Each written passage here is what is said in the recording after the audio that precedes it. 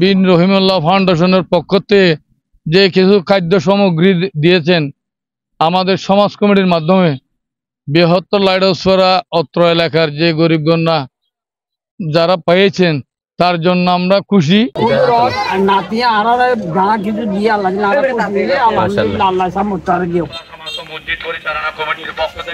আমার আব্বা এই লাইট এখান থেকে কলাতলি পর্যন্ত আমার আব্বাকে আপনারা সীমার বাইরে আন্তরিকতা করতেন।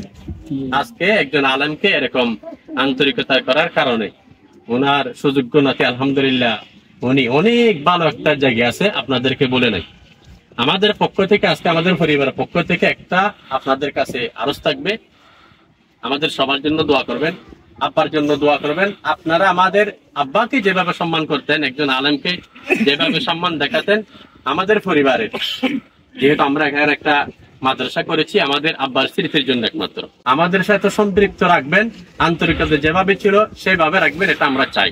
আমি চাই এই বন্ধনটা আপনারাও যদি আমাদের কাছে এরকম আন্তরিকতার বন্ধন রাখেন, ইনশাল্লাহ আমার ভাগিনা আমি জানি যে কোনো সময় আমাদের গ্রামের বাসাতে চকরিয়া বাসীর জন্য যেভাবে আন্তরিকতা নয়, এই লাইট হাউস করার জন্য এর সাথে বেশি আন্তরিকতা। জেলার অন্তর্গত লাইট হাউস সমাজ কমিটির কর্তৃক আয়োজিত এবং উসমান বিন রহিমুল্লাহ ফাউন্ডেশনের সহযোগিতায় আজকে বিশেষ কিছু মানুষদেরকে আমরা খাদ্য সামগ্রী বিতরণ করতেছি।